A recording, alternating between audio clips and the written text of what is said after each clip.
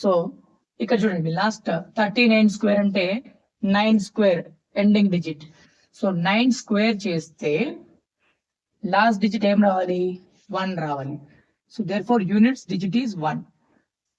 So ఇక్కడ చూడండి 297 లో లాస్ట్ డిజిట్ 7. 7 స్క్వేర్ చేస్తే 49 వస్తుంది. 49 లో లాస్ట్ డిజిట్ ఏంటి? 9. సో ఇక్కడ మనకి units digit or last digit or ones digit is 9. So 5125 square చేస్తే ending with 5. So 5 square is ending with 5 only.